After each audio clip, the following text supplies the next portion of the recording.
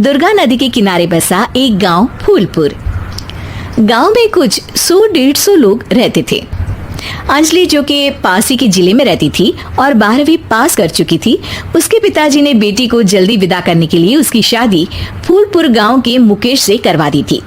मुकेश कभी स्कूल नहीं गया था और इस कारण वो पढ़ा लिखा नहीं था और बाकी गांव वालों की हालत भी मुकेश जैसी ही थी। मुकेश के घर में उसके माता पिता भी रहते थे। सासू माँ, मैं बाहर मंदिर तक जा रही हूँ, आधे घंटे में आ जाऊंगी। अरे अभी कहीं जाने की जरूरत नहीं है, चुपचाप जाके रसोई में रात के खाने की तैयारी करो। और ये घूंघट क्यों हटा लिया है तुमने? क्या पता नहीं कि इस गांव में औरतें बिना घूंघट के नहीं रहती। रात में अंजलि छत पर जाकर अपनी मम्मी से बात कर रही होती है। तभी गांव की 3-4 औरतें उसे देख लेती है और दरवाजे पर आकर उसकी सास से शिकायत करने लगती है। और क्या हुआ? अरे छत पे तो देखो, आपकी बहू मटक मटक के किसी से फोन पर बात कर रही है। दिन भर फोन पे लगी रहती है। अरे कल तो मंदिर के पास वो क्या कहते हैं, सेल्फी ले रही थी। शहर की बहू रखना अच्छा शान की बात है, पर देखना इसके लक्षण से ये तो तुम्हारे परिवार को बदनाम ना कर दे।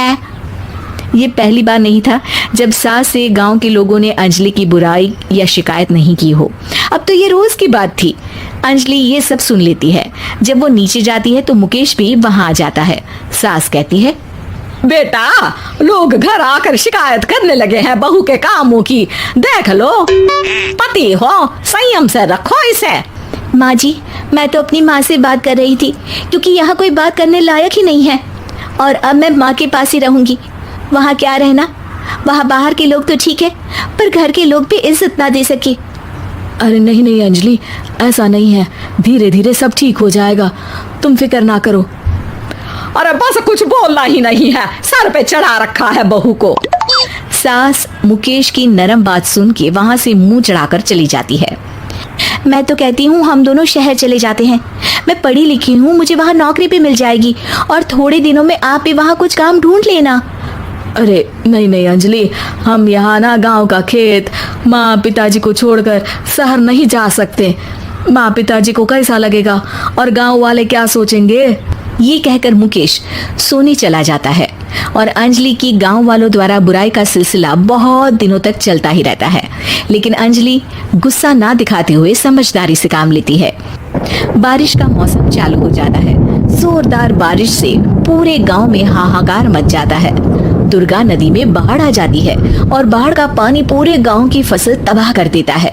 फसल की ये हालत देखकर गांव वाले निराश हो जाते हैं और बात तो यहाँ तक पहुँच जाती है कि कुछ लोग तो अंजलि को इस सब का दोषी ठहरा देते हैं। अरे पूरी फसल तबाह हो गई, पता नहीं किसकी नजर लग गई है। अरे जब से चौधरी परिवार में ये शहर की बहू आई है ना, तब से ही गांव की शांति चली गई है। इसके कर्म कांड से माँ दुर्गा नदी भी खुश नहीं है। ये सब सुनकर बेचारी अंजलि रोते हुए अपने घर चली जाती है। कुछ दिन बाद सभी गांव वाले अपनी फसल का मुआवजा लेकर अपने अपने घर आते हैं। मुकेश भी 1500 लेकर आता है। अंजलि को जब पासबुक दिखाता है तो अंजलि हैरान हो जाती है। अरे ये पासबुक में तो उन्होंने 4000 की एंट्री करी है और आपको सिर्फ 1500 दिए। सच में? अरे वो सरकारी अफसर आपको बेवकूफ बना रहे हैं। सरकार की तरफ से हमें 4000 मिले हैं लेकिन बाकी का सारा पैसा खुद ही खा रहे हैं। आप लोग के अनपढ़ होने का फायदा उठा रहे हैं। ये सब सुनकर मुकेश परेशान हो जाता है लेकिन अंजलि उसे हिम्मत से काम लेने को कहती है और सुबह होते ही मुकेश को पंचायत कार्यालय ले जाती है और साथ में गांव के और लोगों को भी। आप सरकारी बाबू क्या गांव के लोगों को बेवकूफ समझते हैं? आपको क्या लगता है ये पढ़े लिखे नहीं है तो आप कुछ भी मनमानी करेंगे? ये बेचारे दिन रात इतनी मेहनत करते हैं, ये हमारे अन्नदाता हैं और आप इनके साथ ऐसा धोखा करते हैं। अरे क्या बके जा रही है ये लड़की, किस धोखे की बात कर रही है? अपने कांड करके नदी माँ को नाराज करके हमारा नुकसान करके इसे चैन नहीं मिला क्या? सरपंच जी, इन सरकारी बाबू ने मुझे बेवकूफ बनाया है और मेरे हिस्से के पैसे खुद चट कर गए। बस ये सुनते ही सरपंच वहां से दुम दबाकर भाग जाता है। पता चलता है कि जनपद अधिकारियों ने गांव के सरपंच के साथ मिलकर सबके साथ धोखा किया है। सब लोगों का विरोध शुरू हो जाता है और आखिर में अधिकारी सब गांव वालों के हिस्सों के बचे हुए पैसे उन्हें लौटा देते हैं और कई दिन तक सरपंच गांव में लौटता ही नहीं।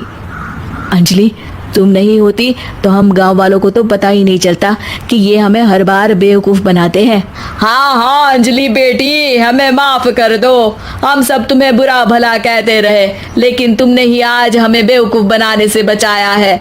हमें तुम पर गर्व है बेटी। अब समझ आया कि सरपंच तुमसे नहीं, तुम्हारे पढ़े लिखे होने से नफरत करता था। क्यों ना इस बार हम अंजलि को ही सरपंच पद के लिए चुन ले? क्या कहते हो गांव वालों? पढ़ी लिखी सरपंच। बस पूरा गांव अंजलि के लिए ताली बजाता है और अंजलि की सास उसे खुशी से गले लगा लेती है।